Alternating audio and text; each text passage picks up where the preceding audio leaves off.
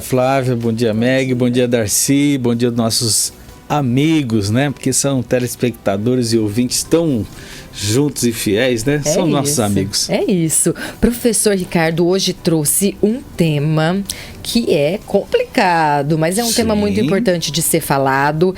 Infarto agudo do miocárdio. Professor dividiu com a gente uma informação que nós estamos com 250 mil óbitos somente no primeiro semestre deste ano no Brasil. Professor, eu fiquei impressionada. 250 mil óbitos só no primeiro semestre no Brasil. É muita gente, é um assunto muito grave, professor. Muito grave. E a Sociedade Brasileira de Cardiologia, ela tem nos dado esses dados, porque são dados oficiais do Ministério da Saúde, só que os dados do Ministério da Saúde vêm com 2 anos de atraso. E aí a Sociedade Brasileira de Cardiologia, ela usa outras fontes para atualização. Então ela usa o que nós chamamos de cardiômetro. E hoje o cardiômetro está mais do que 250. Já está em 255 mil óbitos até essa data de agosto. Significa que as doenças cardiovasculares são aquelas que mais geram óbito no brasileiro, mas não é só no brasileiro, é no mundo. Então nós temos que estar alertas, porque da mesma forma que ficamos alertas nos óbitos da Covid e ficamos alertas, por exemplo, em óbitos relacionados ao câncer, que são situações graves, mas a doença cardiovascular ela não pode ser deixada de lado. Nós estamos numa situação, eu creio, pior em função da própria pandemia. Nós temos um aumento na média de 40% do número de óbitos por doenças cardiovasculares após a pandemia.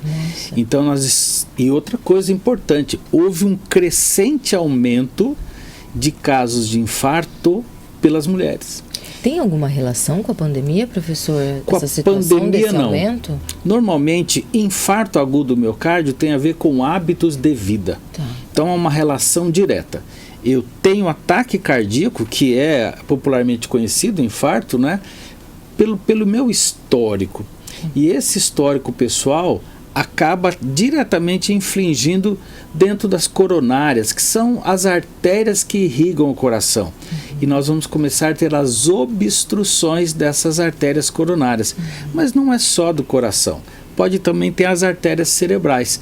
Por isso que a Sociedade Brasileira de Cardiologia diz doenças cardiovasculares, porque inclui as tromboses, inclui também os acidentes vasculares cerebrais, que são os famosos derrames cerebrais. E as mulheres, ao longo desses anos, dos últimos anos, acumularam muitas atividades, além das atividades dentro do lar. Então, atividade junto com os familiares, seus filhos e profissões que também geram estresse. Então essa associação de fatores de risco, por exemplo, tabagismo e o uso da bebida alcoólica, associado aos anticoncepcionais, aumentam muito o risco de ter obstruções coronarianas. E isso às vezes as mulheres não sabem, e é importante que se diga isso. Os anticoncepcionais, eles têm um papel fundamental na nossa sociedade no controle da natalidade. Ok, mas quando você tem uma mulher que associa o tabagismo, sedentarismo e o uso regular da bebida alcoólica, você aumenta em 30% o risco de infarto nas mulheres. E a mulher, de uma certa forma, ela aumentou esse hábito com relação ao seu dia a dia, associado a trabalhos que são mais estressantes hoje em dia, por causa de metas a serem cumpridas, questões de horários. Então hoje a mulher tem quase se igualado aos homens com relação ao infarto agudo do miocárdio. E tem um elemento importante, né, que nós podemos aí discutir um pouquinho mais na frente, mas o infarto tem diferença de sintomas entre homens e mulheres. Olha e só. Nós temos que alertar muito a nossa população. Professor, então fala um pouquinho mais para a gente, com mais detalhes, sobre esses fatores causais do infarto e se existe algum que é mais importante, mais preocupante. Sempre vamos lembrar o nosso público. O infarto, ele vem porque as artérias do coração estão obstruídas. E aí a gente tem que entender, obstruídas por quê? Gordurinha? Gordura, O que é, professor? Exatamente. São placas de gordura que elas estão dentro das artérias. E aí essas placas de gordura associado ao estresse, elas podem se romper. Quando elas se rompem, elas geram um coágulo dentro da artéria. E isso gera obstrução e que gera a falta de oxigenação do coração e nós temos aí o infarto ou o ataque cardíaco. E aí então assim, por que essa placa de gordura ela aparece? Por causa de fatores de risco relacionados aos nossos hábitos. Então, o colesterol elevado, o sedentarismo, o tabagismo, a hipertensão arterial e o diabetes. Obviamente que um histórico familiar também aí tem peso. Viu, Meg? Tem peso. Sim. Mas eu posso ter um hábito de vida saudável tendo o meu pai infartado e eu não vou infartar. Porque a relação é direta. Bons hábitos de vida, melhor qualidade de vida e menor o risco, mas infinitamente menor. Então, esses fatores de risco, Meg, que podem vir sozinhos ou associados. Mas o pior dos fatores de risco é o estresse. Porque o estresse ele gera uma quantidade muito grande de alguns hormônios que fazem a vasoconstrição daquela artéria, ou seja, diminui a irrigação sanguínea. Se aquela artéria já tem uma gordurinha localizada, ela piora a passagem de sangue e oxigênio para o músculo miocárdio, que é o nosso músculo cardíaco. Então, esses fatores de risco vão ao longo do tempo. E vou dizer para você, a Sociedade Brasileira de Cardiologia identificou que uma placa de gordura, ela pode começar, sabe com qual idade? Ai, criança, professor. Exatamente. 12, 13 anos de idade. Já pode ter. Já. Por isso que nós temos que ficar muito preocupados com a obesidade infantil, porque ela é já um fator de risco para isso. E nós temos outras coisas. Nós falamos, inclusive, na semana passada sobre a amamentação. Quanto mais tempo a criança é amamentada no peito, menores riscos de infarto. Olha só. Então, muita coisa está associado a essas relações do hábito de vida. E o hábito de vida saudável e o comportamento emocional. Aí quando nós falamos, né? O estresse ele está envolvido em muitas coisas. Mas o comportamento emocional é tão importante quanto esses outros fatores. Sabia que as mulheres têm o coração partido? Ixi, como fator de risco? Que coração partido é esse, professor? Parece músicas latinas, né? Parece músicas do... Música de sofrência, né? De coração sofrência. Rick Martin. Rick Martin, Julio Iglesias, maravilhoso, não é? Julio Iglesias é do meu tempo. Então, nós sabemos que a mulher ela tem uma introspecção maior com relação a dores emocionais, impactos emocionais, ela sofre mais. E quando ela sofre mais, ela descarrega muitos hormônios relacionados ao estresse emocional. E aí, quem é o órgão que mais sofre? O coração. As pessoas inadvertidamente acham que é o fígado. Não, o fígado é responsável pela raiva. Olha só. A raiva, nós dispensamos muitos hormônios relacionados ao fígado. Olha só. Agora, a questão que envolve o estresse, as orientações, as dificuldades emocionais... Vai tudo pro coração. Pro coração. É por isso que nós temos o coração como o nosso centro emocional, né? Porque é ele que sofre. Então, quando nós temos uma mulher que tem todos esses fatores de risco e ainda sofre questões emocionais, aí nós vamos ter que ter um cuidado muito especial com ela. Porque os homens têm características físicas, funcionais, né, culturais, né, e eles até escondem um pouco, viu? Os homens escondem um pouco das emoções. Verdade. Mas as mulheres não escondem. Isso é bom por um lado, mas elas absorvem muito mais impacto e acabam recaindo sobre o coração. Olha só que curiosidade, professor. Antigamente a gente falava que quem infartava era só gordinho, né? Que a gente só pensava no colesterol, mas hoje em dia, então, as pesquisas magrinhos, mostram infarto. que o estresse também. Estresse. E uma coisa que o nosso telespectador precisa entender. Quando eu me formei, há 32 anos atrás, né? 32 anos atrás, o mínimo de idade de infarto era 70 anos. Olha só.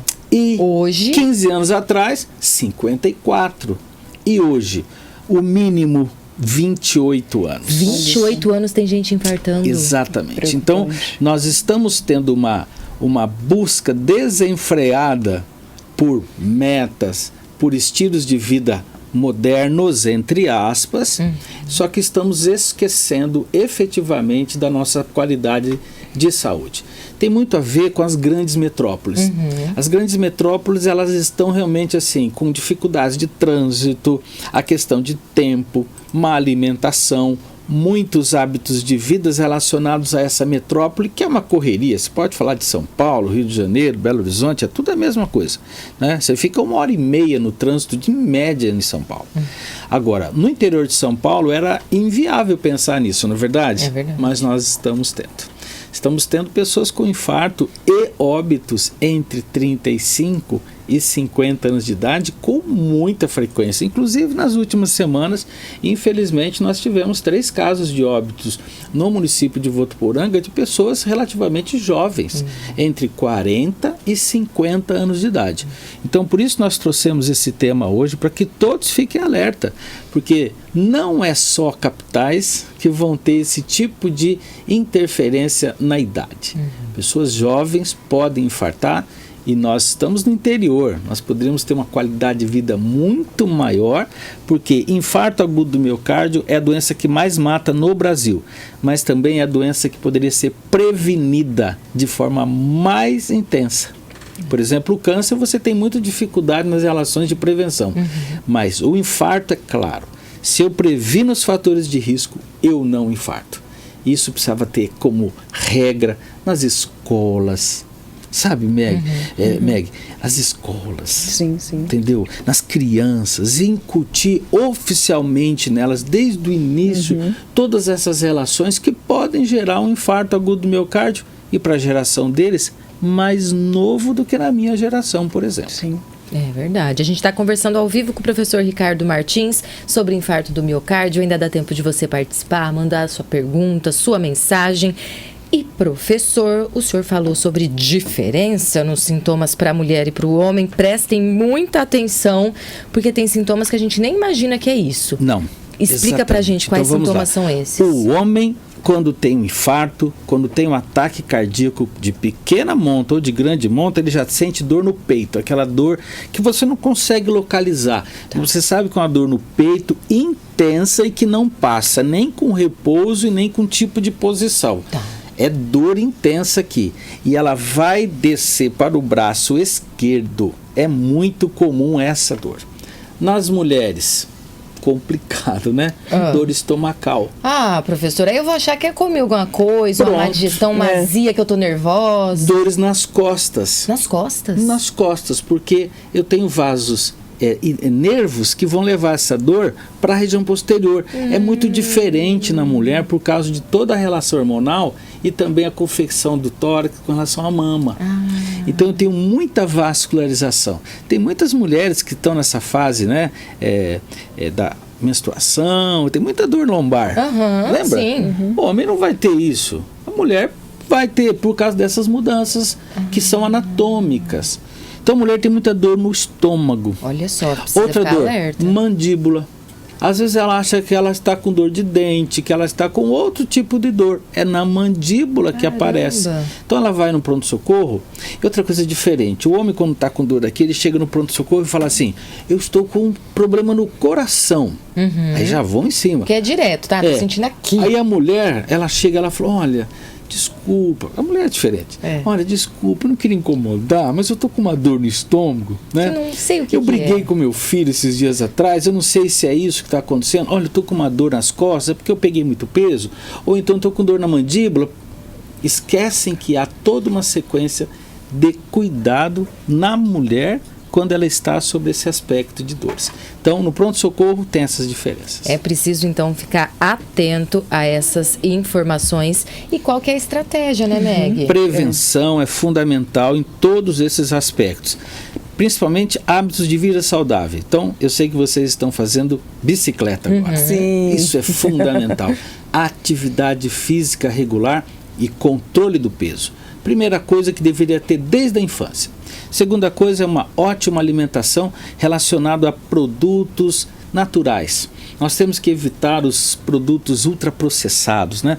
Que são embutidos, enlatados, alimentos que não são verdadeiros, são alimentos que são industrializados, mas eles não contêm nutrientes adequados. Então, alimentação saudável, carnes magras, todo tipo de controle nesse sentido fundamental.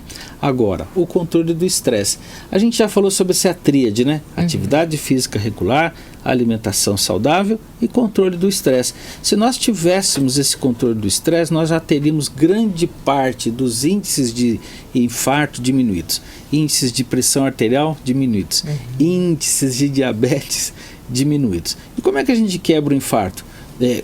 O estresse. O estresse ele é possível quando você tem ótimas relações pessoais, quando você começa a pensar no trabalho não como algo um fardo do trabalho, mas como algo prazeroso. E tudo que estiver nesse âmbito prazeroso faz com que nós tenhamos uma menor irrigação de alguns hormônios, como por exemplo a adrenalina, noradrenalina e o cortisol, que é o inimigo do coração. Olha. E nós temos também aquela velha frase, né? Tá nervoso? Vai pescar. Eu adoro, professor. Pronto. Ei, é tá meu remédio. nervoso? Vai pescar. Ou seja... É o meu remédio. Porque é tão simples, né? É desestressar. Não é pescar só. Você pode fazer isso. Sabe como? Vai para uma praça. Votuporanga tem muitas praças. É uma cidade privilegiada. Vai andar descalço. Vai andar, põe o pé no chão, vai andar descalço. 15 minutos que você faz isso, você já consegue descarregar essas energias e você gera uma outra condição emocional. Então assim, a gente está brincando, mas é sério, viu? Vá fazer algo que corte a sua rotina, não é? Diária, e vá fazer isso de forma lúdica. Um artesanato ajuda a fazer isso, né? A música, a dança, qualquer coisa que faça o seu corpo mudar a condição daquele estresse.